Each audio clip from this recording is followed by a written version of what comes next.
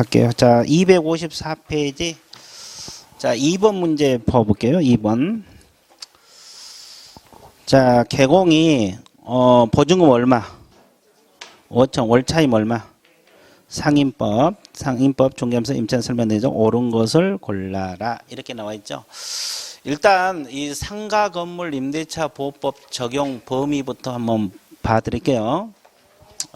그래서 이제 상인법에서 가장 먼저 적용되는 범위는 상가 건물 임대차죠. 예, 상가 건물. 근데 이제 사업자 등록의 대상이 되는 상가 건물이란 거 알고 있으면 되겠고, 그 다음에 이제 여기서 또 알아둘 것이 1등한 보증금 규모가 있어 없어?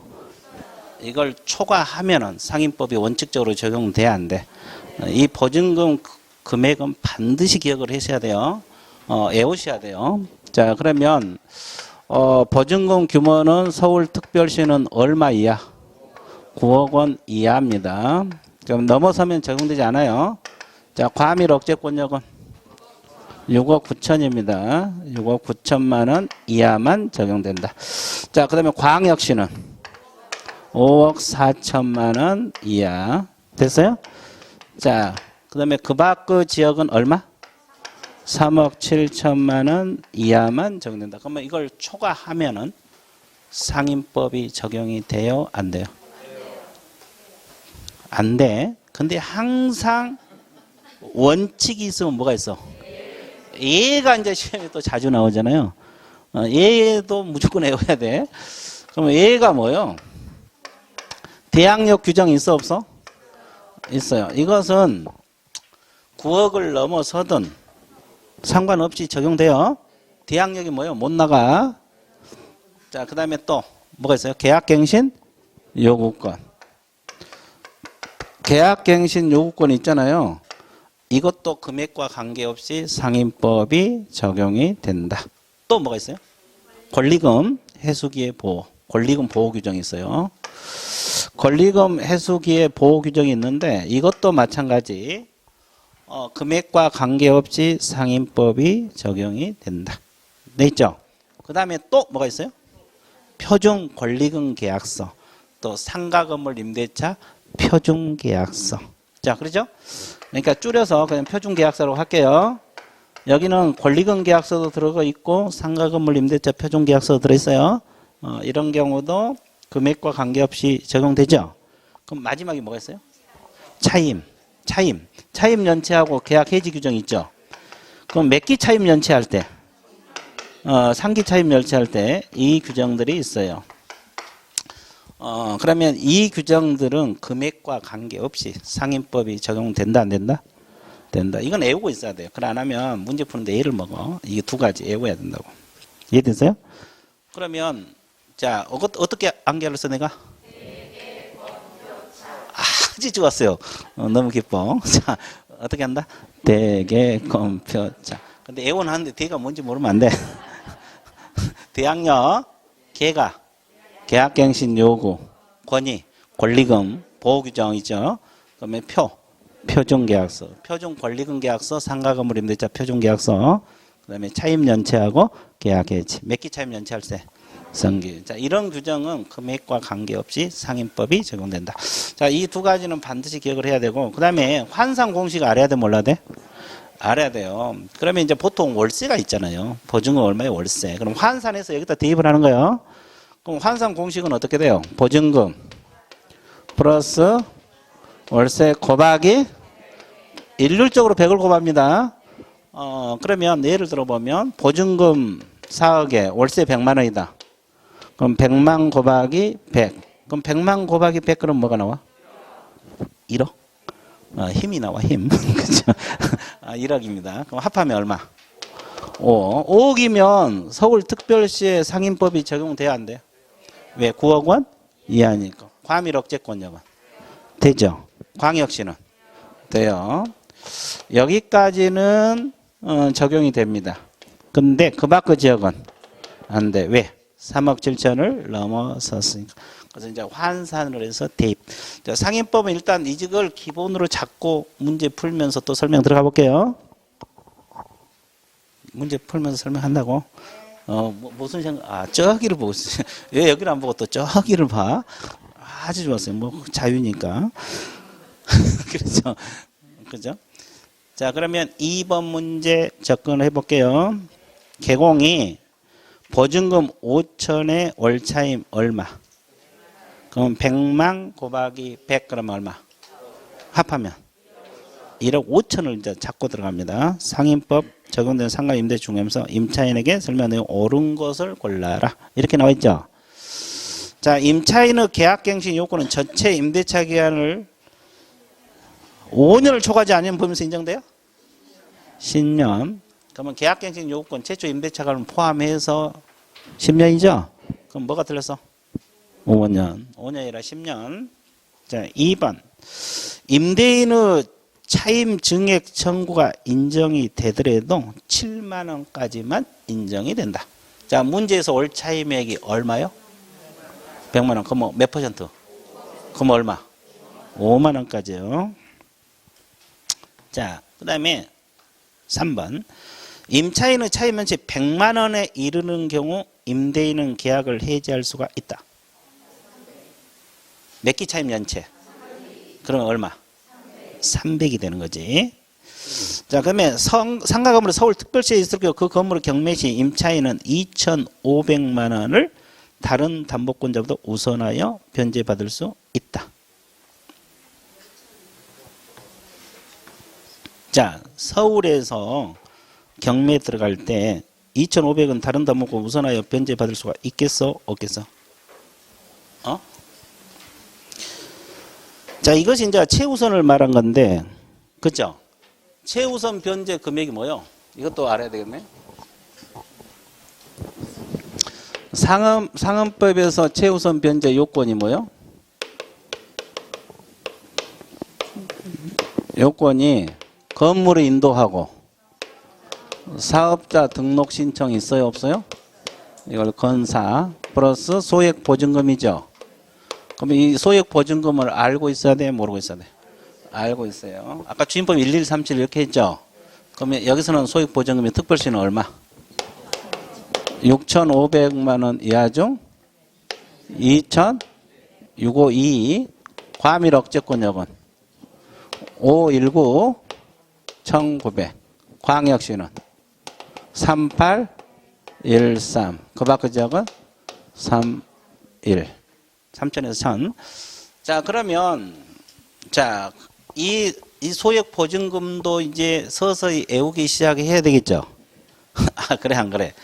예, 우리 과목은 그래요. 왜 그러냐면 어디서 여기 수험생들이 올해 수험생 엄청 많던데 오히려 늘었어.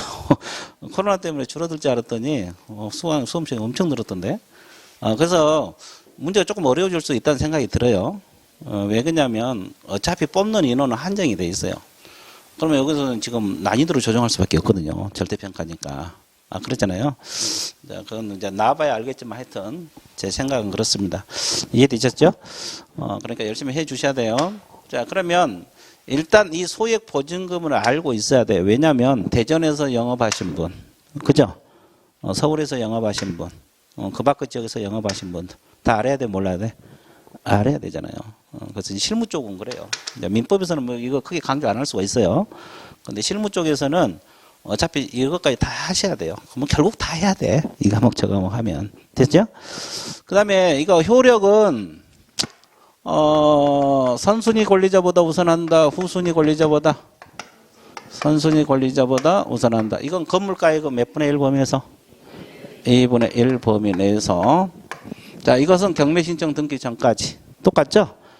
자, 그래서 일단 소액 보증금 알고, 자, 우선 변제까지 설명해 놓고 문제 들어가 볼게요. 상임법상 우선 변제 요건은 뭘 갖춰야 돼요? 건물을 인도하고 사업자 등록 신청하고 무슨 일자? 확정일자. 근데 여기서 확정일자는 어디서 받아요? 세무서장. 관할 세무서장이 받습니다. 근데 아까는 동주민센터 받았죠? 주임법은. 이건 관할 세무서장에게 받도록 되어 있어요.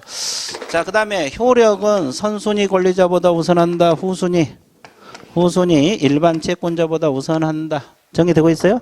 네, 자, 그럼 이제 문제 접근해 볼게요.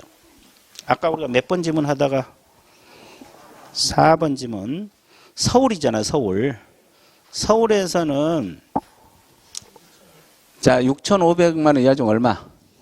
2,200. 근데 문제가 1억 얼마가 됐어요?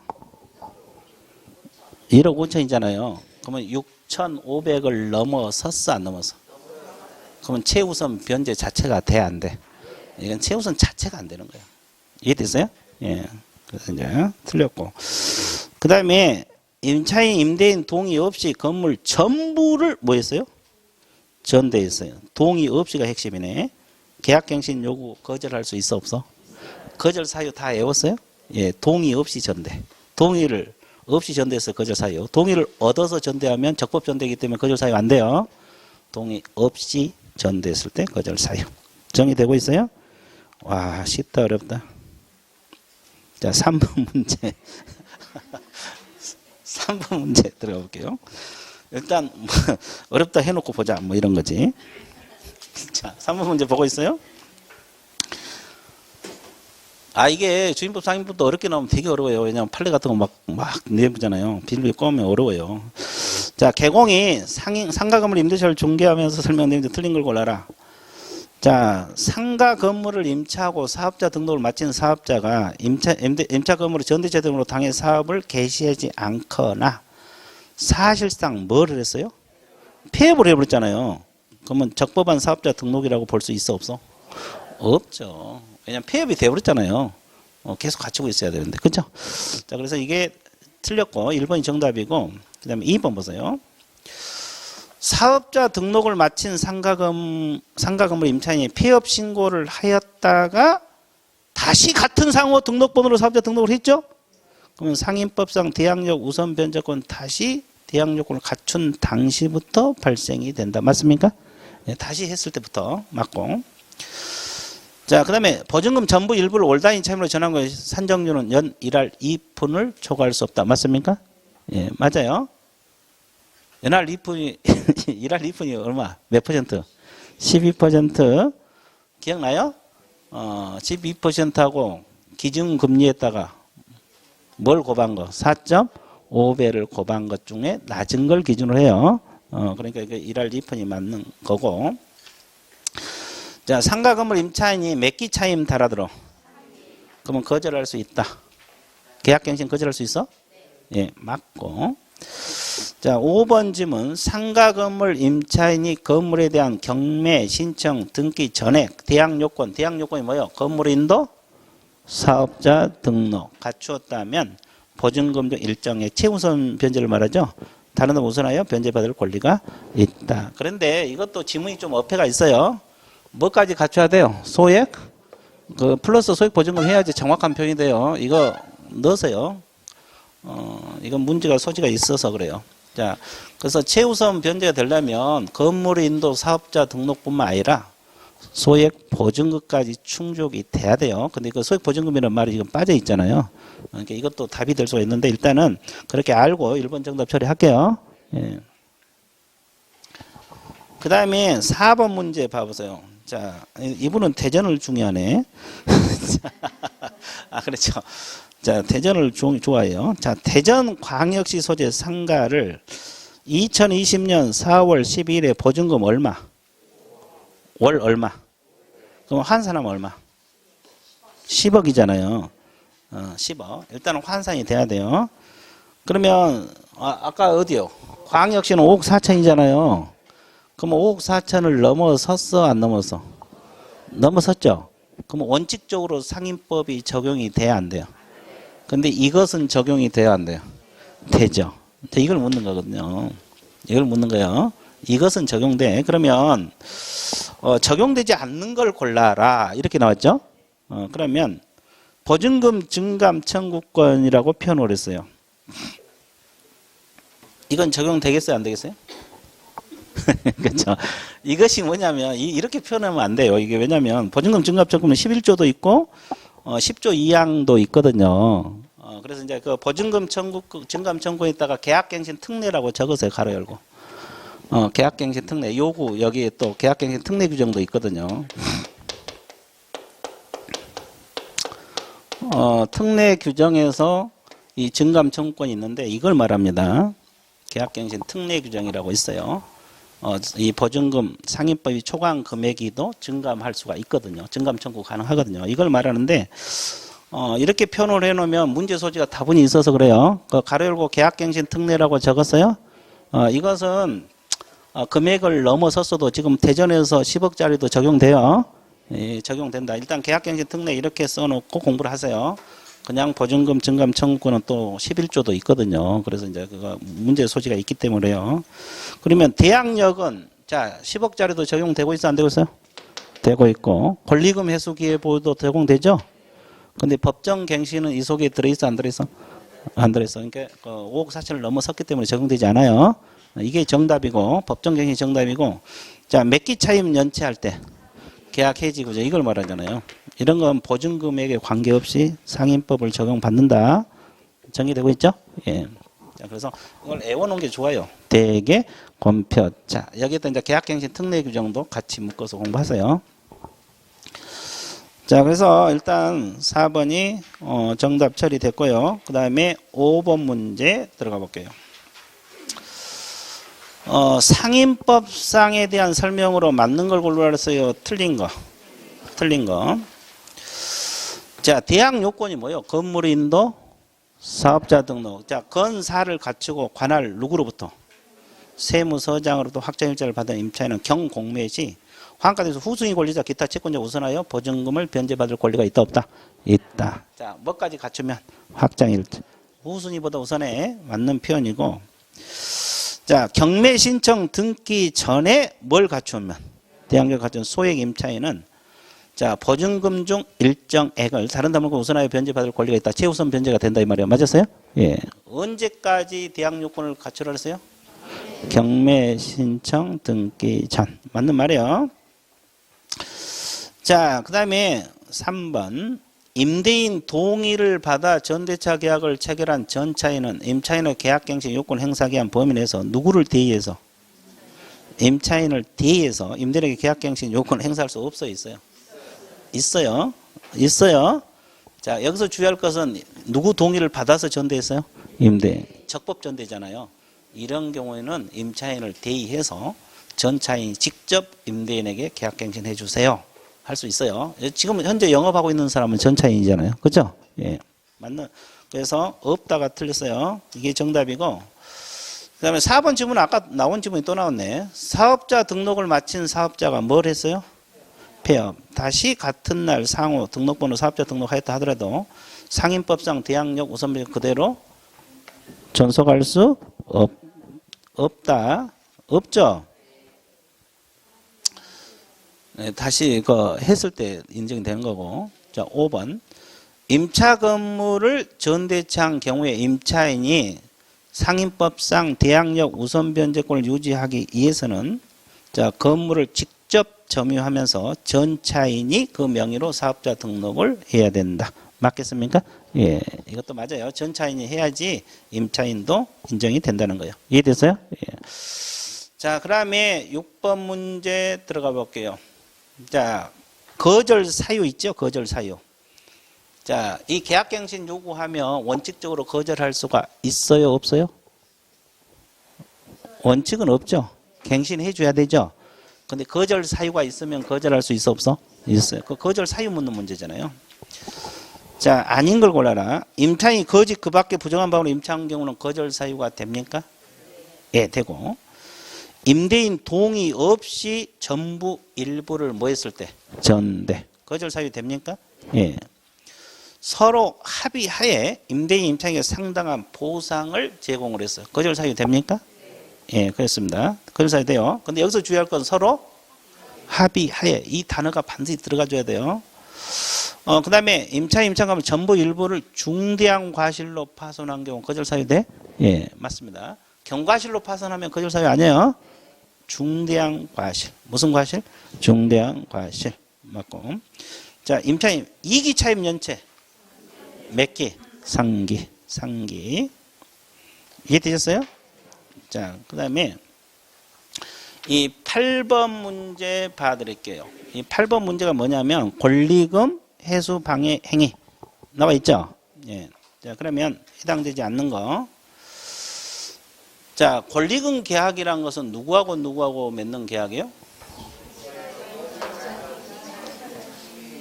임차인하고 신규 임차인 간에 맺는 계약을 말합니다.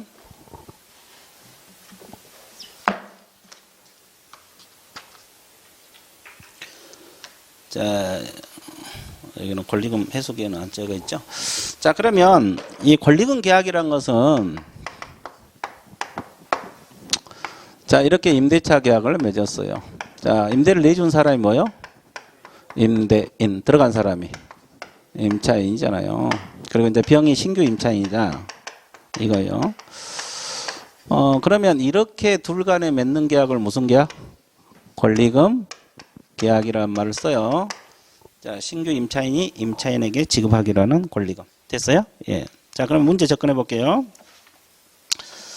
자, 8번. 임대인의 행위 중에서 권리금 회수 방해 행위에 해당되지 않는 것을 골라라. 자, 임차인이 주선한 신규 임차인이 되는 자에게 권리금을 요구하는 행위. 자, 방해 행위 됩니까? 자, 임차인이 주선한 신규 임차인으로부터 임대인이 직접 권리금을 요구해서 안 해서? 했어요. 이거 하면 돼, 안 돼? 안 됩니다. 자, 2번. 임차인이 주선한 신규 임차인이 되는 자로 하여금 임차인의 권리금을 지급하기 못하게 하는 행위. 이것도 방해 행위가 됩니까? 예, 그렇습니다.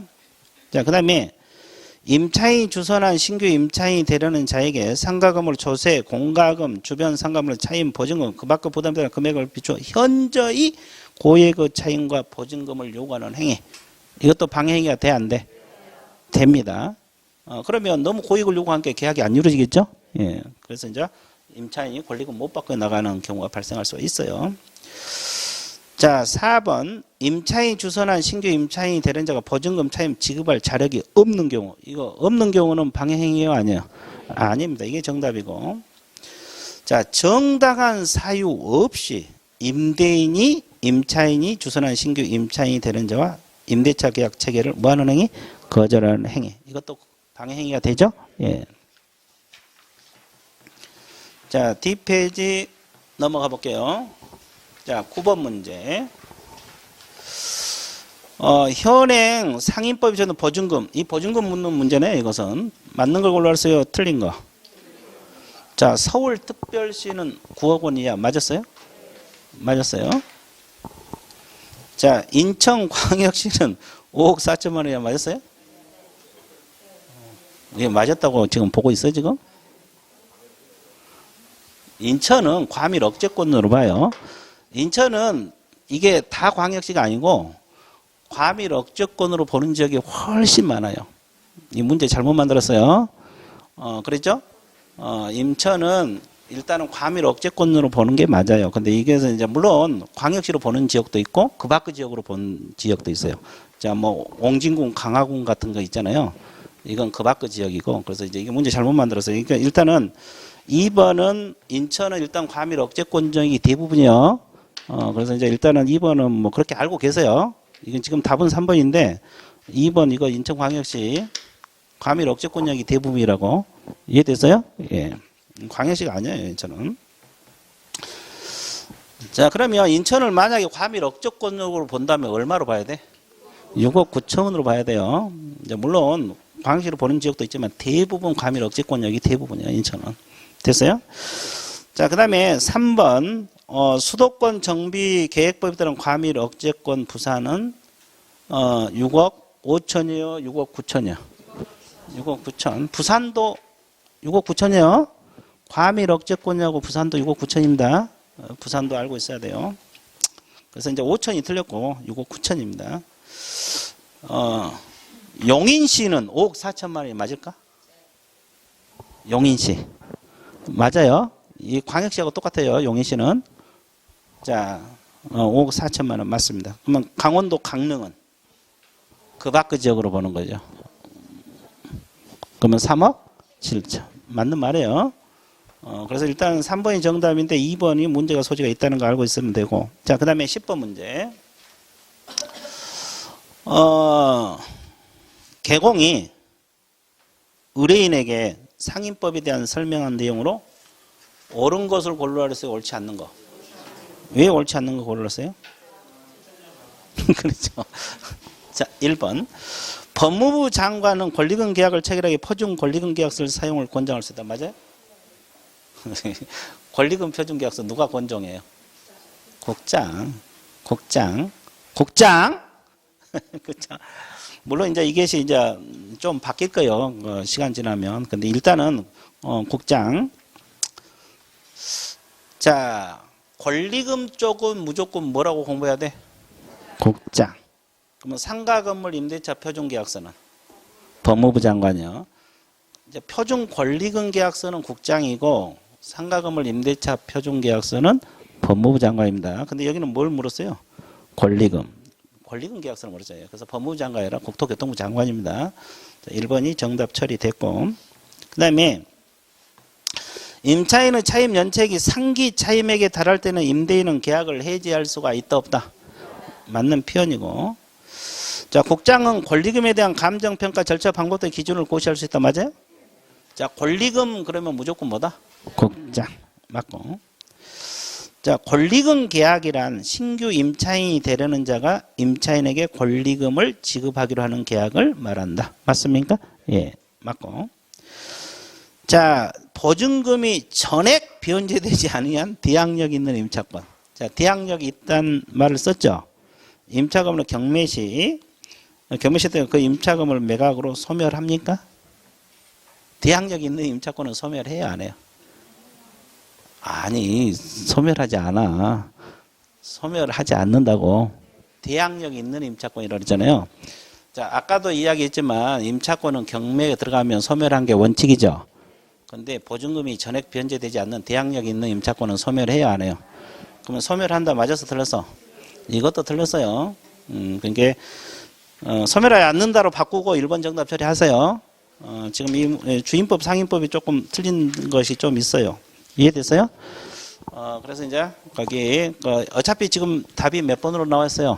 1번. 그러니까 5번을 그냥 고쳐놓고 1번 정답 처리하세요. 소멸하지 않는다. 이렇게 고쳐놓고 1번 정답 처리할게요. 자, 그 다음에 상인법은 이 정도 정리하고, 그 다음에 이제 뭐가 나옵니까요? 경공매하고 매수신청 대리 있잖아요. 이 경공매에서 이제 또 공부할 게 많잖아요. 매수신청 대리는 문제 풀면서 하면 돼요. 매수신청 대리는 딱 한 문제 정도 나오거든요. 그리고 이제 경공매 들어가 볼게요.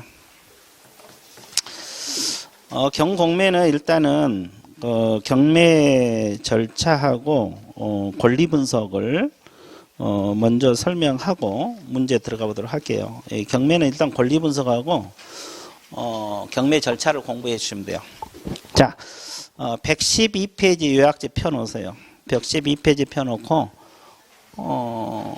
권리 분석 먼저 설명하고 그 다음에 경매 절차 들어갑니다. 이제 절차, 이제 수험생이 가장 어렵게 느끼는 파트가 경매 절차 파트잖아요. 그래서 이제 뭐 하면 쉬워요. 뭐 어려운 거 하나도 없어요. 자, 봐보세요. 권리 분석 들어가 볼게요.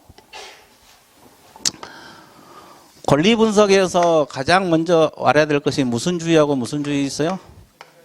소멸주의하고 인수주의가 있어요. 권리 분석. 자, 그러면 소멸주의란 말은 권리가 뭐가 된다? 경매 넘어가면 권리가 다 없어진다 이 말이에요. 자, 그러면 개념 잡아드릴게요. 이 건물에 가장 먼저 저당권이 설정됐다 가정을 해봐요. 그 다음에 두 번째가 전세권이 설정됐다. 그 다음에 세 번째가 근저당권이 설정되어 있다. 네 번째가 임차권이 순서대로 설정됐어요. 그럼 이제 을이 경매로 삽니다. 얼마에 샀어요? 1억에 샀다 가정을 해봐요. 경락을 받았다고. 그럼 이제 결론부터 이야기할게요. 여기서 말소 기준 권리가 뭐예요? 저당입니다. 왜 말소 기준 되는가 이따 설명하기로 하고, 일단 이게 말소 기준이 되거든요. 그리고 이건 원래 없어진 권리예요.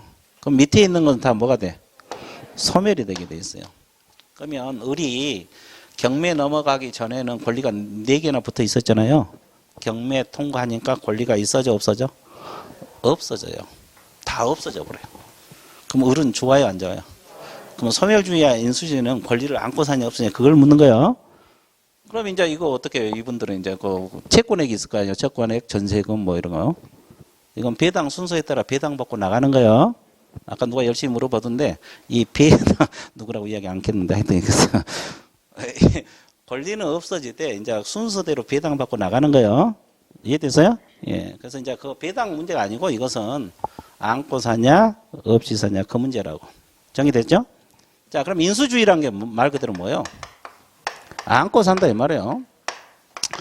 자, 가장 먼저 전세권이 설정돼 있고 두 번째가 저당이 설정돼 있고 세 번째가 임차권이 설정됐다 가정을 해볼게요. 그럼 을이 경매로 샀어 안 샀어? 자, 이것도 1억에 샀다고 가정을 해봐요. 1억에 낙찰 받았다. 그럼 여기서 말소 기준이 뭐가 돼요? 저당. 이건 원래 없어진 권리거든요. 그리고 밑에 있는 권리는 다 없어지게 돼 있어요. 그럼 이제 뭐가 인수가 돼? 전세권은 말소 기준보다 앞서 있는 거 인수가 되는 거예요. 그죠? 근데 전세권은 원칙적으로 인수가 되거든요. 안고 산다 이 말이죠. 근데 예외적으로 전세권자가 법원에다가 배당 요구 해버려요. 전세금 돌려주세요. 나 나갈 테니까. 배당 요구를 해버리면 소멸이 돼버려요. 배당 요구는 무조건 언제까지 하라 그랬어요? 배당 요구 종기일까지. 배당 요구는 무조건 배당 요구 종기일까지요. 배당 요구 종기일이 있어. 이해됐어요? 그때까지 배당 요구하면 소멸이 돼버려요. 원칙은 인수가 돼요. 안고 산다 이 말이에요. 이해됐죠? 그러면 예를 들어서 전세권자가 전세금이 병인데 전세금이 3천만 원이라고 가정을 해볼 거예요. 전세금. 그러면 결국은 이 사람은 1억 3천에 산 거하고 같죠? 안고 샀으니까 나중에 전세금 3천 내줘야 되니까. 그러면 위험성이 있어요? 없어요? 있어요. 그러면 위험성이 있는 것은 소멸주의요? 인수주의? 인수주의. 이해가 되고 있어요? 별로 안 되나 봐. 너무 늦게 와서 그래요. 이해됐어요? 자, 여기까지 이해됐습니까? 네, 좋아요. 자, 개념 잡았죠? 그럼 이제 무조건 소멸되는 권리가 뭐고 인수되는 권리가 뭔지 알아야 돼, 몰라야 돼? 알아야 돼. 자, 이것은 무조건 소멸되는 권리이면서 소멸되는 권리는 말소 기준이 될 수도 있어, 없어요? 있어요. 자, 이것은 뭐가 되냐면 저당권. 자, 근저당권. 압류 등기하고 가압류 등기. 그 다음에 무슨 가등기? 담보 가등기. 이건 무조건 애우라고 했어요. 평생 써먹는다 했어요. 애우는 게 좋아요. 그럼 어떻게 한계했어요? 자, 시작.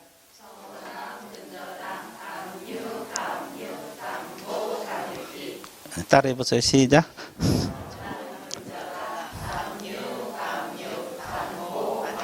자, 이것은 무조건 소멸되는 권리예요. 그죠? 이건 애우는 게 좋아요. 그러면 여기서 말소 기준은 뭐가 말소 기준이요? 이 중에서 가장 빠른 먼저 설정된 권리. 그럼 여기서 생각해 보세요. 이 넷 중에서 무조건 소멸되는 권리 저당하고 근저당 있잖아요. 그 중에서 먼저 거의 뭐요? 저당. 그러니까 이게 말소 기준이에요. 그럼 이건 원래 없어지고 밑에 건 다 없어진다 이 말이에요. 말소 기준이란 말은 소멸되느냐 인수냐 기준을 잡는 권리다 이 말이에요. 됐어요? 자, 그러면 여기서 셋 중에서 말소 기준은 뭐가 돼요?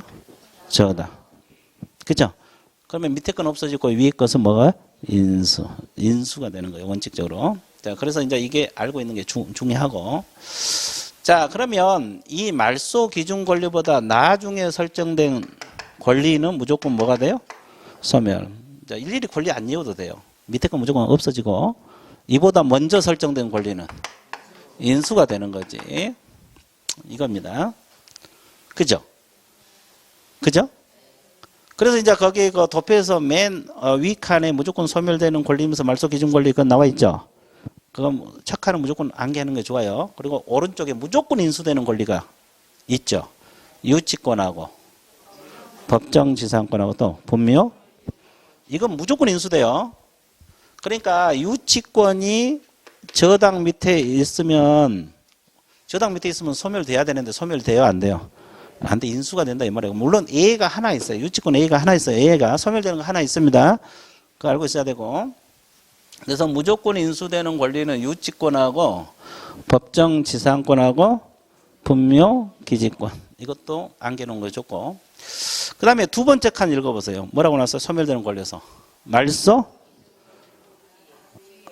아니, 앞서 설정된 전세권 중 배당 요구 종기까지 배당 요구 종기 한 전세권을 뭐 한다? 소멸한다. 자, 그러면 이거잖아요, 이거. 여기서 말소 기준이 저당이라면 먼저 설정된 건 인수가 되잖아요. 근데 예외적으로 배당 요구 종기까지 뭘 했어요? 배당 요구를 하면은 전세권이 뭐가 된다? 소멸된다. 이 말이야, 이 말. 정리되었어요? 자, 세 번째 칸이 왼쪽이 뭐냐면 이보다 D에 설정된 권리는 뭐가 된다? 소멸. D에 동그라미. 오른쪽에 이보다 앞서 설정된 권리는 뭐다? 인수. 그 권리 일일이 안 외워도 돼요. 안 외우더라도 밑에 있는 건 소멸한다 이 말이에요. 그 다음에 네 번째가 뭐냐면 경매 등기보다 늦게 경료된 용익물권 등은 뭐예요? 소멸. 앞서 그러면 인수. 이제 이것은 말소 기준 권리들이 없었을 때 말하는 거예요. 저당이 없었을 때. 그럼 뭐가 기준이 돼요? 경매, 개시, 결정, 등기가 기준이 돼요. 그럼 이걸 기준으로 해서 이보다 나중에 설정된 권리는 뭐가 돼요? 소멸. 자, 권리. 그 다음에 이보다 먼저 설정된 권리는 인수 이 말이에요. 정의되겠어요? 저당 같은 게 없으면 이게 기준이 된다 이 말이에요. 여기까지 정의됐죠? 그러니까 이것도 말소 기준이 되는 거지. 개념 잡았어요? 자, 그러면 근데 아까 유치권은 무조건 인수되지만 딱 하나가 소멸된 거 있다 그랬죠? 이 경매 개시 결정 등기가 되면 압류가 되거든요. 이후에 설정된 유치권은 소멸이에요. 이해됐어요?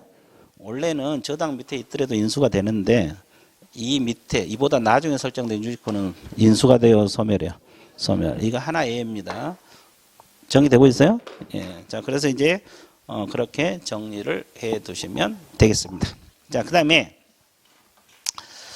113페이지를 보시게 되면은 경매 절차가 있어요. 이제 권리 분석은 이 정도 정리하시고 경매 절차를 한번 쭉 정리하고 문제 들어가 볼게요. 수험생들이 이제 가장 어렵게 느낀 파트가 경매 절차 파트가 돼요. 왜 그러냐면 흐름을 또 알아야 되고 이해도 해야 되고 그래서 이제 지금까지 강의를 쭉 들어오신 분들은 그렇게 어렵지는 않을 거예요. 근데 이제 좀 늦게 오신 분들 또 있고 그러니까 한번 봐드릴게요. 자,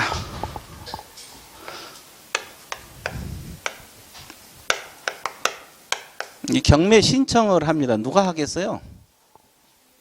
채권자들이 하겠죠. 어디다가? 법원에다가. 자, 그래서 거기 맨 위에 칸에 경매 신청 나와 있어요. 자, 내가 날짜를 적어줄게요. 이것은 날짜는 애우란 게 아니라 여러분들 이해를 돕기 위해서. 뭘 돕기 위해서? 이해를 돕기 위해서 그냥 적어드린 거예요. 자, 1월 1일 날 경매 신청 들어갔다고 가정을 해봐. 가정을 해봤죠? 그래서 이제 법원에다가 채권자들이 하게 돼요. 근데 여기서 하나 알아둘 거 있다 그랬죠? 미등기 건물도 강제 경매 신청이 가능하다, 불가능하다? 거기 적어졌어요, 안 적었어요? 적어졌어요. 내가 적어놓으라 했거든요. 자, 이거 끝나면 법원에서 경매 개시 결정을 하게 돼요. 그죠? 그러면 이때 압류 효력이 발생이 되거든요. 그러면 이제 압류 효력은 언제 발생을 하냐? 이 경매 개시 결정 사실을 채무자에게 뭐 하거나 송달하거나 또는 경매 개시 결정 뭐가 될 때? 등기가 될 때 압류 효력이 발생한다. 자, 그러면 이 경매 개시 결정 등기가 여러 가지 의미를 가지고 있다고 했죠? 아까 최우선 변제를 받으려면 저때까지 주주, 건사를 갖춰야 돼, 안 갖춰야 돼? 갖춰야 되고. 그리고 아까 유치권이 인수가 되지만 하나 예가 있다 그랬죠? 이보다 나중에 설정된 유치권은 인수요, 소멸이요? 이거 하나만 소멸이 된다. 자, 이게 여러 가지 의미를 가지고 있어요. 자, 경매 개시 결정 등기가 되면 이제 압류가 될 것이고, 이 물건이 압류가 된다는 거죠. 그러면 소유자가 임의적으로 이제 못 팔아요. 이해됐어요? 예. 자, 그러면 이거 끝나면은 세 번째 뭐 한다 그랬어요? 배당 요구 종기를 결정을 해서 공고를 하게 돼 있어요. 자, 이거 1월 3일 날 압류가 됐다고 가정을 해보고 이걸 1월 5일 날 공고했다고 가정을 해봐. 그러면 배당 요구 종기를 미리 1월 5일 날 잡아서 공고해 줘야 되겠죠. 그럼 종기를 언제로 잡아놨냐? 언제로 잡아놨을까? 2월 5일로 잡았다고 가정을 해볼게요. 그러면 지금 한 달 전에 미리 공고를 했어요, 안 했어요? 했죠. 그래야지 그 돈 받아갈 사람은 저때까지 배당 요구할 거 아니에요. 미리 공고해 줘야지. 그러면 여기서 칠판에서 하얀 분필은 지금 진행되고 있는 날짜, 노란 분필은 예정된 날짜요. 이해되세요? 자, 이 날짜는 여러분들 이해를 돕기 위해서 한 것이지 예우라는 뜻은 아니에요. 자, 그 다음에 이거 끝나면 이제 뭘로 들어가? 매각 준비로 이게 이제 물건 팔 준비를 하네요. 그래서 이제 현황 조사가 들어가죠. 이건 누구를 시켜서 하느냐? 법원에 가면 집행관들이 있어요. 이해됐어요? 집행관. 그래서 이제 이분들이 물건 조사하다 보면 임차인들이 나타날 수도 있어, 없어? 그럼 임차인에게 2월 5일까지 배당 요구 돈 받아갈 거 있으면 신고하라고 이렇게 연락도 해주고 그래요. 이해됐어요? 자, 그래서 이 집행관하고 그 친족은 경매에 참가해요, 못해요? 못해요. 자, 그 다음에 두 번째 뭐라 하세요? 공무소. 공무소나 이해관계인에게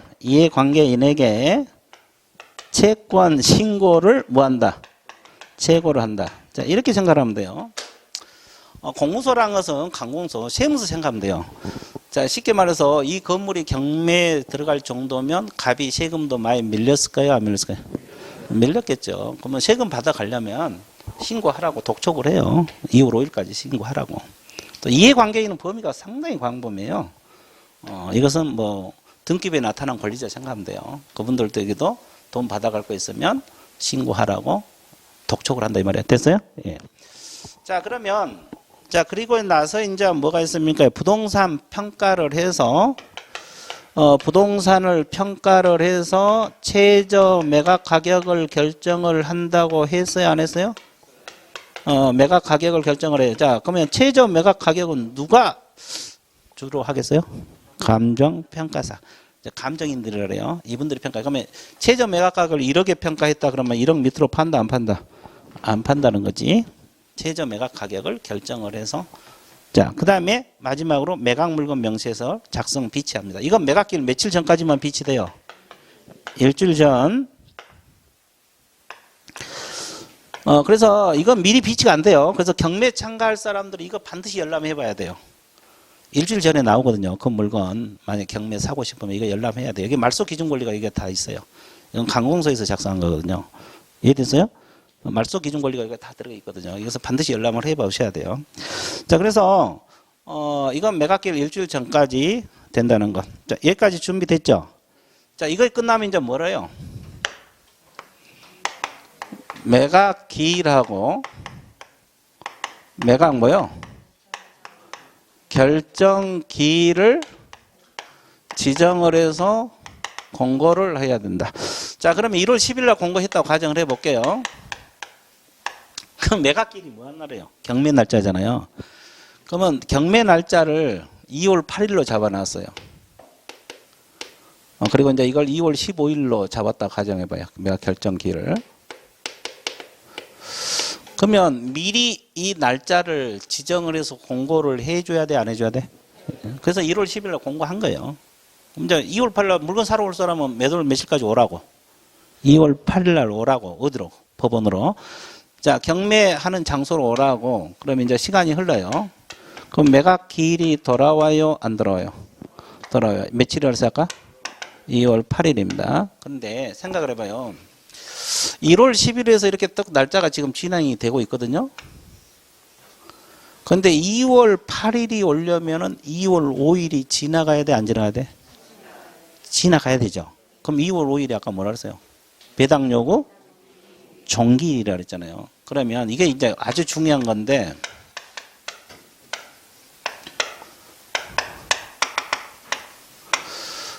법원에서 배당 요구 종기를 잡아서 공고할 때 처음 매각기일 이후로 못 잡게 돼 있어요. 배당 요구 종기일은 이 이후로 못 잡게 돼 있다고. 이건 법에서 규정되고 있어요. 1000메가길 이전으로 잡아서 공고하라 그랬어요. 그래서 내가 2월 5일로 한 거예요. 2월 4일날 잡을 수도 있고 6일 잡을 수도 있어요. 근데 2월 9일, 10일 이렇게 못 잡게 돼 있다고. 그러면 왜 그러냐면 아까 우리가 전세권이 배당 요구를 하면 소멸이 되고 안 하면 인수가 된다고 했어, 안 해서? 그러면 경매에 참가한 사람이 이날 경매하잖아요. 그러면 전세권자가 배당 요구 한지 안 한지 이 날짜가 빨라야지 한지 안 한지 보고 들어갈 수 있죠. 아까 종길까지 배당 요구 하라 그랬으니까. 그러면 전세권자가 배당 요구하면 경매로 물건 사고 안 하면 안 살 수도 있어요. 이게 날짜가 빨라야 되잖아요. 늦으면 그게 문제가 생길 수 있죠. 그래서 그래요. 그래서 이 중요한 것은 이 공고할 때 배당 요구 종길은 첫 매각기일 뭐다? 이전이라고 내가 거기 적어놓으라 그랬을 거예요. 적어졌어요? 안 적었어요? 적어졌어요. 이 중요합니다. 여기까지 정리됐죠? 자, 그러면 이제 매각 기일이 지나면 매각 결정 기일이 돌아와요? 안 돌아와요? 돌아오잖아요. 자, 이걸 2월 15일이라고 아까 15일날 잡아놨죠?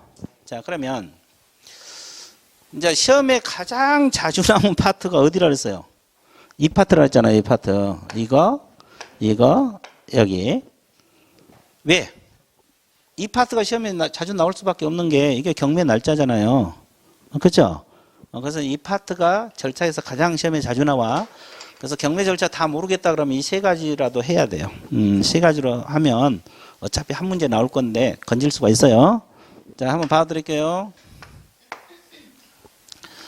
자, 경매 날짜 들어갑니다. 경매 날짜에 매각 방법이 있어요. 물건 파는 방법이 몇 가지 방법이 있어요? 세 가지. 자, 호가 경매, 또 기일 입찰, 또 기간 입찰 세 가지 방법. 자, 그러면 호가 경매는 가격을 불러서 구두로 하는 거예요. 근데 요즘은 이건 담합 때문에 잘 안 해요. 근데 이제 이런 방법이 있고. 그럼 기일 입찰은 그날 입찰해서 그날 개찰하는 거. 그러면 기간 입찰은 일정한 기간을 주면서 입찰을 하라. 그리고 날짜 정해서 개찰을 해서 최고가 매수 신고를 결정하는 방법이요. 그러면 어떻게 팔 것인지는 법원에서 저기 미리 공고하겠어요? 안 하겠어요? 그럼 거기에 맞춰서 경매에 참가하면 되는 거예요. 자, 일단은 방법은 세 가지 있다는 정도만 알고 있으면 돼요. 그러면 어차피 지금 우리는 호가는 거의 뭐 안 하니까 우리 이거 위주로 강의가 진행됩니다. 됐어요? 이건 간혹가다 해요. 그래서 대부분 기일 입찰이에요. 됐죠? 그러면 이제 경매에 참가할 때 그냥 감리가 입찰 보증금을 가져가야 돼요. 입찰 보증금을 가져가야 되잖아요. 입찰 보증금을 가져가야 되는데 얼마를 제출해야 돼요? 최저 매각 가격의 10%. 자, 그러면 여기서 가장 중요한 것이 10%가 중요한 게 아니라 이게 중요해요. 써낸 가격이 아니에요. 그럼 아까 우리가 저거 평가할 때 감정평가사가 최저 매각 얼마 평가했어요? 그럼 얼마? 1000만 원. 그러면 다 같아요? 다 달라요? 다 같아요? 다 달라요? 보증금. 다 같지. 아니, 자기가 써낸 가격 같으면 다 다르지. 근데 무슨 가격을 했어요? 이게 다 얼마씩? 1000만 원씩. 우리가 물건 살 때 계약금 얼마 걸어? 10% 걸잖아요. 같은 원리요. 근데 이제 이 중요한 것은 자기가 써낸 가격이 아니라 최저 매각 가격이란 거. 경매는 그래요. 최저 매각. 그러니까 다 1000만 원씩. 입찰 보증금 봉투에 보통 수표로 바꿔서 넣고 또 입찰표라고 있어요. 이게 얼마에 사겠다고 써서 큰 대봉투에 같이 넣어. 그래서 이제 함에다가 넣으면 끝나는 거예요. 됐어요? 그러면 잘 보세요. 자, 입찰 종결로 들어갑니다. 종결로 들어가면 마감하고 개찰을 하게 돼요. 집행관이 하게 됩니다. 그러면 뭐 마감하고 개찰했는데 1억에 사겠다는 사람이 없어. 그럼 그 자리에서 한 번 더 해봐. 오전에 끝났으면 오후에 한 번 더 해본다고. 그럼 하루에 몇 번 하고 있어요? 그럼 하루에 2번 한다. 그래서 1길 2매각제도 그래요. 호가 경매하고 기일 입찰은 이게 가능해요. 이해됐어요? 예. 그 다음에 이렇게 하다 보니까 최고가 매수 신고인이 나타나죠. 그리고 이제 차순위 매수 신고인이 나타날 수 있고 나머지는 보증금을 뭐 해줘요? 반환을 해줘요. 자, 그럼 여기서 하나 짚고 들어갈게요. 자, 이 파트가 가장 시험에 자주 나온다 그랬어요. 자, 그러면 A는 자, 아까 최저 매각이 얼마요? 1억. 그럼 1억 5천에 사겠다고 써냈어요. 그럼 B는 얼마에 사겠다고 써냈어요? 1억 4천 5백만 원. 그럼 C는 얼마 써냈어요? 1억 4천 2백. 자, D는 얼마 써냈어요? 1억 3천 써냈어요. 자, 이것까지 외워버려야 돼. 자, 그러면 여기서 최고가 매수 신고인 누구요? A잖아, A. 그러면 여기서 차순이란 말은 뭐냐면 A가 돈을 못 내면 자기가 사겠다고 차순이 신고한 사람이에요. 그럼 이제 이게 시험에 또 자주 나와요. 차순이 자격이 있는 사람이 누구냐? 이게 시험 자주 나와요. 그러면 여기서 차순이 자격이 있는 사람 누구예요? A, B, C, D 중에서? B, C, D 중에서? 예? B, C? 왜 B, C요? 자, 여기서는 D는 안 들어갑니다. 어차피 1억 이상 써내야 되는데 그럼 셋 다 들어가죠. 근데 이건 필요 조건이고 여기서 최고가 매수 신고에서 뭘 뺀? 보증금을 뺀. 그러면 여기서 보증금이 아까 1억에 대한 A는 1,000만 원. 그러면 1,000만 원을 빼봐요. 그럼 얼마를 넘어야 돼? 1억 4천만 원을 넘는 사람만 자격이 있어요. 그죠? 그러면 B하고 C는 차순위 자격이 있어 없어? 있어요. 그러면 D는 B씨가 차순위 신고 안 하더라도 D는 하고 싶어도 해 못해? 왜? 자격이 안 돼. 이런 현상을 뭐라고 했어요? 무슨 탈락? 예선 탈락. 아주 좋았어요. 예선 탈락이라 그래. 저 빵 터졌어. 아주 좋았어요. 아주 좋았어요. 좋았어. 예선 탈락. 아주 좋았어요. 주체를 못해. 됐어요? 그럼 다시 봐드릴게요. D는 자격이 없어요. 그러면 B가 차순위 신고하고 C가 안 하면 누가 돼? B. 그러면 B가 안 하고 C가 하면 C. 그럼 둘 다 차순위 신고한다고 나오면 금액이 큰 사람이 돼요. 큰 사람. B가 되겠죠? 같으면 추첨입니다. 금액까지 같으면 추첨이에요. 그러면 일단은 여기서는 누가 차순위 됐다고 가정을 해봐? B. 그러면 C하고 D도 아까 보증금 다 1,000만 원씩 냈죠? 그럼 이건 돌려받아야 돼, 안 돌려요? 반환해 줍니다요. 그러면 다 얼마씩이요? 1,000만 원. 그러면 1,000만 원 받고 어디 가야 돼? 집에 가서 뭐해요? 고구마, 그렇지. 고구마 삶아 먹어야지. 그 올해 시험 내가 41번 문제로 나온다 그랬어요. 고구마입니다, 고구마. 고구마 삶아 먹어야 돼. 됐어요? 자, 그러면 다시 들어갈게요. 밑으로 가는 것은 A가 최고가 매수 신고인이 된 거죠. 근데 2번이나 했는데도 안 팔려요. 이걸 유찰됐다 그래요. 허가할 매수 신고 가격이 없다. 그러면 다시 날짜를 정해서 팔아야 돼, 안 팔아야 돼? 이걸 세매각, 재매각. 재 아니고? 세매각이 있네, 세매각. 그러면 아까 얼마에 경매 들어갔는데 안 팔렸어요? 그러면 여기서 다시 또 1억이 들어가면 팔리겠어, 안 팔려서? 그러면 다운 시켜야 돼요. 이걸 저감한다 그래요. 그러면 저감하는 비율을 뭐라 그래요? 저감률. 보통 경매는 20%예요. 그럼 이때는 최저 매각이 얼마부터 시작해? 8천만 원부터 시작을 하게 돼요. 개념 잡았어요? 얼마부터 시작한다? 8천. 자, 이것이 이제 새 매각입니다. 여기까지 이해됐어요? 안 됐어요? 됐죠? 그래서 이제 경매 날짜, 매각 기일이 이 파트가 이제 가장 시험에 자주 나온 파트예요. 차순위 자격도 자주 시험에 나오고 정의되고 있죠? 자, 그러면 일단 계속을 해야 되는데 너무 시간이 오래 걸리니까 잠시 어떻게 해요? 쉬었다가 들어갈게요. 이거 지우지 마세요. 예.